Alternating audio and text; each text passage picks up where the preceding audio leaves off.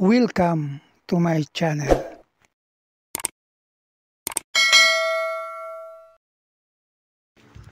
Sa bidyong ito ay ating ilalahad at papaksain kung nasaan ang ibang tupa ng Diyos. Saan ba sila manggagaling sa huling araw at saan ba sila ililigtas ng Diyos? Sila ba'y nasa loob ng isang bansa o nasa loob ng isang iglesia o reliyon? Samahan niyo ako mga kapanalig at ating tuklasin kung nasaan nga ba ang ibang tupa ng Diyos. Ang binabanggit na ibang tupa ay hindi literal na tupa.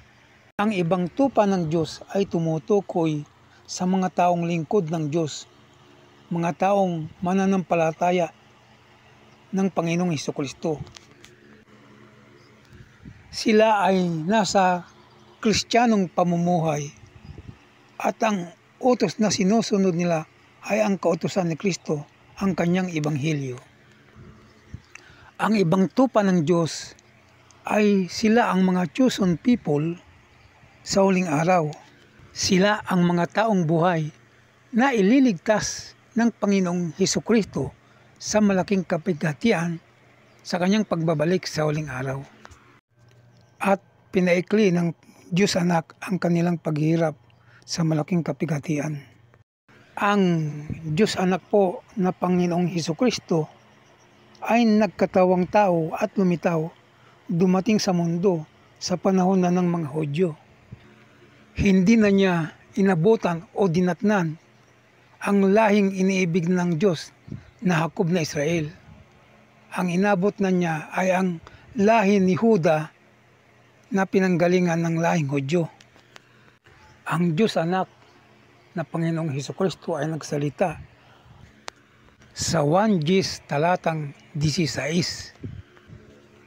Ang kausap po ng ating Panginoong Hesukristo sa talatang ito ay ang mga Hudyo at Parisiyo na tumutuligsa sa Kanya at hindi naniniwalang siya ay anak ng Diyos.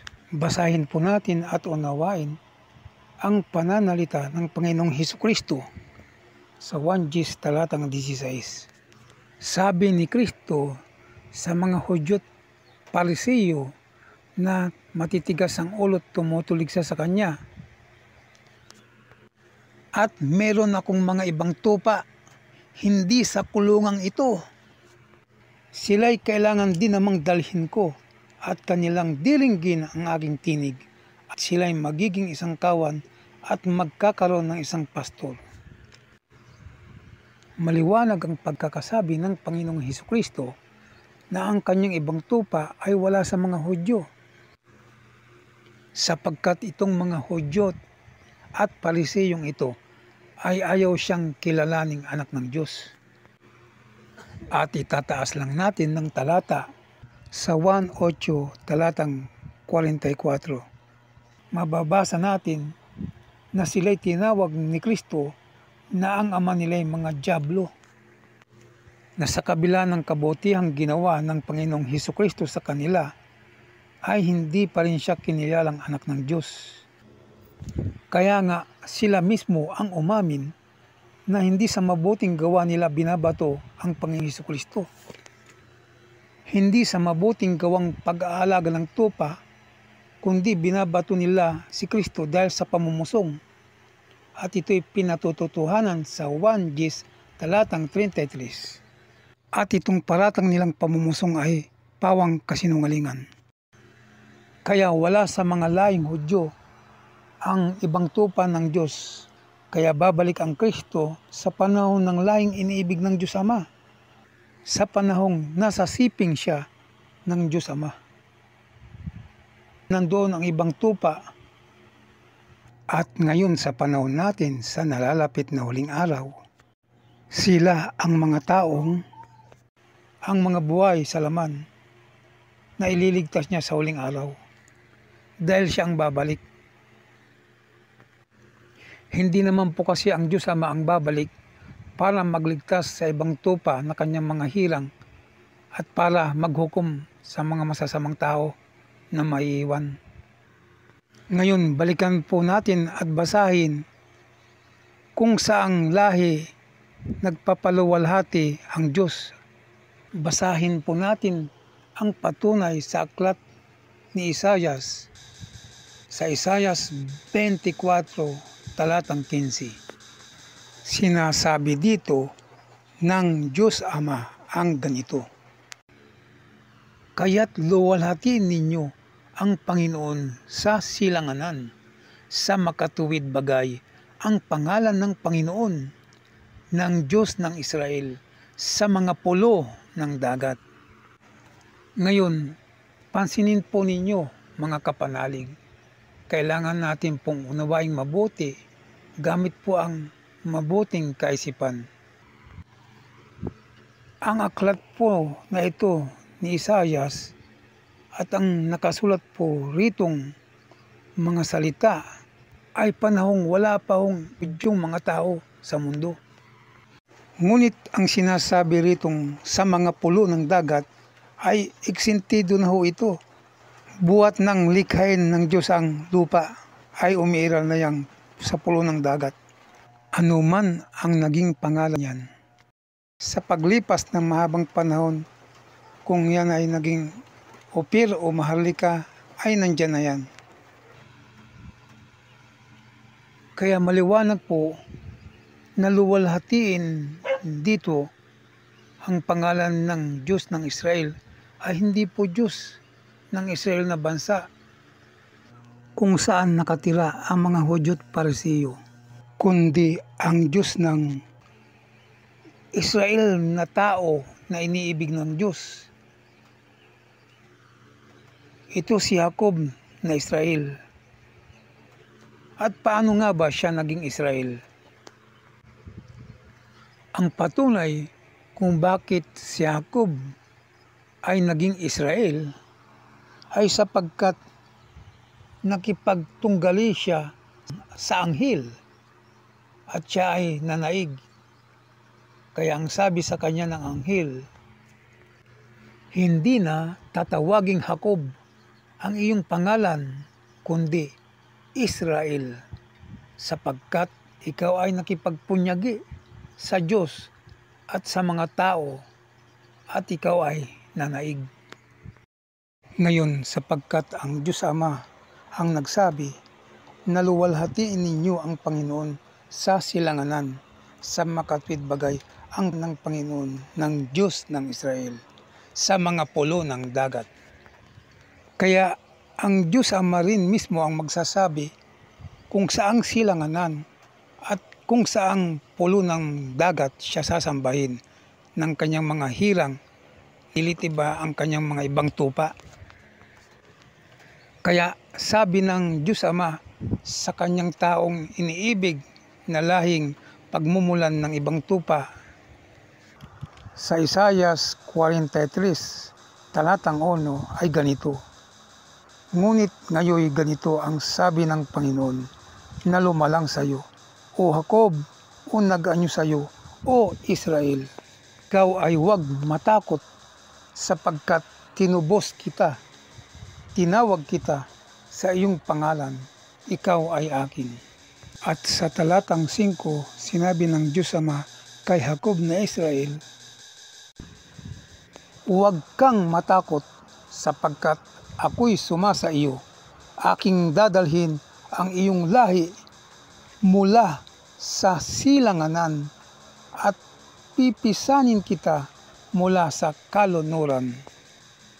Napakaliwanag po ang mga ipinapahayag ng Diyos sa mga talata na binasa natin, kung saan siya luluwalhatiin ng Diyos ng Israel sa silanganan, ay doon din dinala ng Diyos ang kanyang mga hirang o ibang tupa mula sa silanganan din. At mauunawa natin na spiritual pong dinala ang lahing iniibig ng Diyos mula sa silanganan. Dahil may literal nang nagdala ng lahi ng taong kanyang iniibig walang iba kundi ang kanyang naging kaibigan na taong kanyang lingkod na nanampalataya sa kanya na sa pagkamatay ay magkakaroon ulit ng buhay at ito ay walang hanggan. Walang iba kundi ang lolo ng Jacob na Israel na si Abraham. Ipinapahayag sa aklat ng Genesis na nang si Abraham ay mabiyudo, namatay si Sarah na kanyang asawa, ay nakapag-asawa siya ulit sa katauhan ni Situra. Ngunit bukod kay Situra ay nagkaroon siya ng maraming babae at dito'y nagkaanak siya sa mga naging babae niya. Kaya't ipinahahayag sa Genesis 25 talatang 6 ang ganito: datapwat ang mga anak ng naging mga babae ni Abraham ay pinagbibigyan ni Abraham ng mga kaloob, at samantalang nabubuhay pa siya ay mga inilayo niya kay Isaac na kanyang anak sa dakong silanganan, sa lupaing silanganan. So maliwanag po na itong mga anak-anak niya sa mga naging babae niya, marami po ito, ay inilayo niya kay Isaac. Ibig sabihin, wala sila sa gitnang silangan, kundi sila'y pinapunta sa dakong silanganan. Pagka sinabing dako, sa ibang lugar po ito, kaya naniniwala po tayo na ito'y kumalat sa buong Asia. Itong mga anak-anak ni Abraham sa kanyang mga naging babae, ito'y lahi ni Abraham, kaya ito'y lahi ng lingkod ng Diyos. Ngayon, balikan po natin ang sinabi ng Diyos na luwalhatiin ang Diyos ng Israel sa mga pulo ng dagat. Di ba't ang Pilipinas ang pinakamaraming pulo ng dagat at ang bansa natin ay nasa malayong silangan?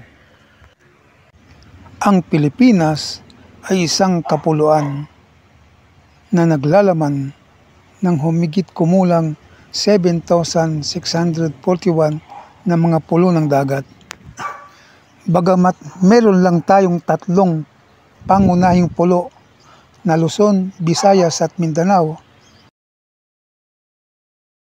na separated sa isa't isa, ay maraming mga maliliit na pulo na napapaloob dito.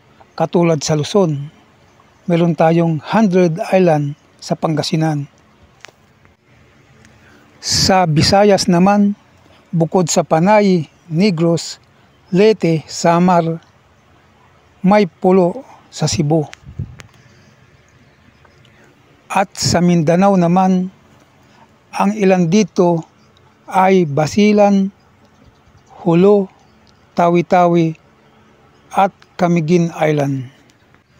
At sa katotohanan, ang bansang Pilipinas din ang mga wakas ng lupa, dahil hindi magkakadugtong ang kalupaan, puro tubig ang kawakasan.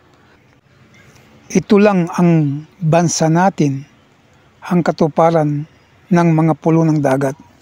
At ang lalong magpapatibay at magpapatunay na sa bansang Pilipinas manggagaling ang maraming ibang tupa ng Diyos na kanyang mga hirang na kanyang ililigtas ay ang sinalita ng Panginoong Hesukristo.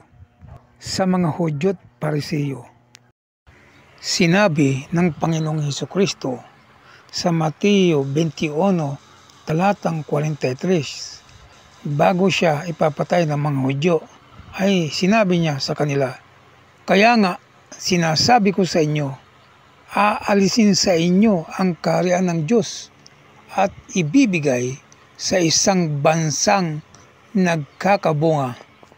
Maliwanag po ang pagkakasabi ng Panginoong Hesukristo na sa isang bansa lang niya ibinigay ang kaharian ng Diyos, hindi po sa 2 o 3. Alin bansa ba sa buong Asia ang nag-iisang Kristyanismong bansa? Di ba't ang Pilipinas lang Kaya nga natupad ang sinabi ng Panginoong Hesukristo na ang karihan ng Diyos ay bibigay niya sa isang bansang nagkakabunga. Noon nagkakabunga pero ngayon nagkabunga na po. Maliwanag na ang sinalita sa banal na kasulatan ng Diyos Ama at Diyos Anak ang nagpapatunay na ang ibang tupa ng Diyos, kanyang mga hirang, ay matatagpuan sa bansang Pilipinas. Dahil nga sa sinabi ng Diyos Ama sa Isaiah 24 talatang 15 na sinabi nga niya, kaya't luwalhatiin ninyo ang Panginoon sa silanganan. Maliwanag po ang salita ng Diyos Ama na luwalhatiin ang Panginoon sa silanganan. Ang silanganan na ito ay tumutukoy lang at lumalapat sa bansang Pilipinas. Dahil nga sa ang ibig sabihin ng silanganan ay malayong silangan. Kaya nga po iba po ang gitnang silangan sa malayong silangan. Bagamat ang bansang Israel at bansang Pilipinas ay nasa silangang Asia, ang Israel po ay nasa gitnang silangan sa Middle East. Nasa sentro po siya, wala po siya sa malayong silangan. At ang Pilipinas ang nasa silanganan ng ibig sabihin ay malayong silangang Asia. At lalo ngang magpapatibay at lumalapat sa bansang Pilipinas ay ang sinabi ng Diyos dito na luwalhatiin siya sa mga pulo ng dagat.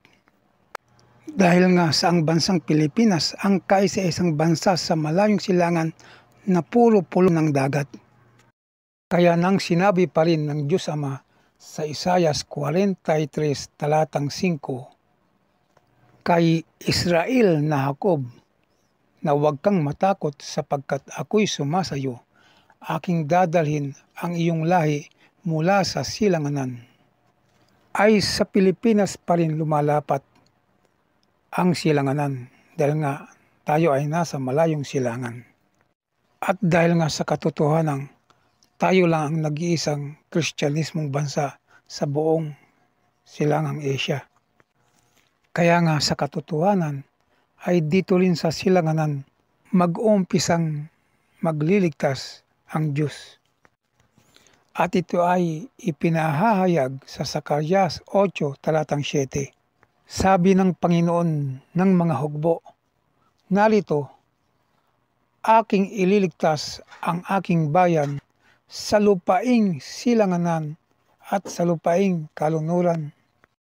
At ang Panginoong Hesukristo ay nagpatutuo nang sabi niya sa Mateo 8 talatang 11 na sinasabi niya, marami ang magsisipaggaling sa silanganan at sa kalunuran at magsisiupong kasama ni Abraham at ni Isaac at ni Jacob sa kaharian ng langit.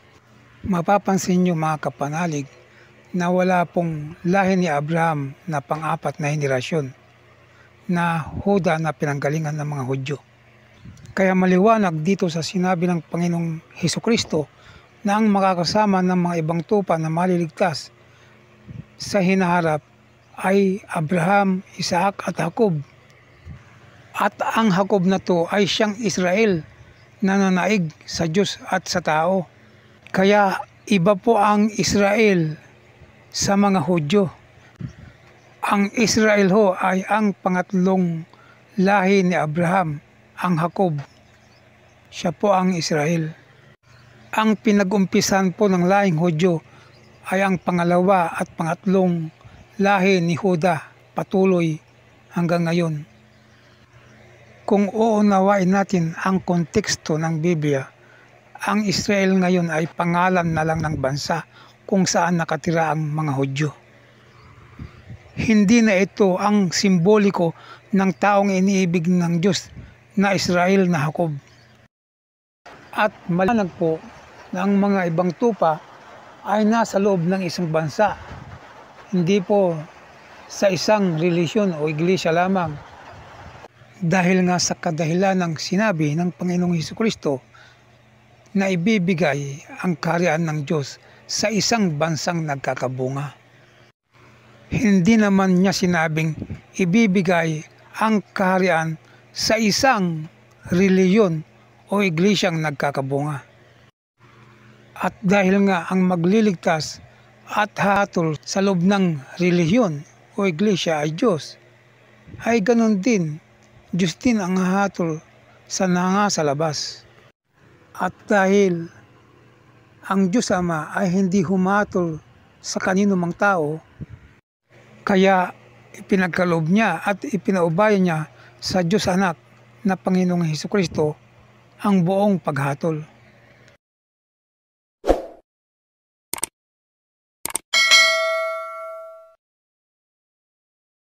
Ang mga larawan ay mga halimbawa lamang at hindi pinalalagay ng mga tunay na imahe ng mga pinatutungkulan. God bless us to all.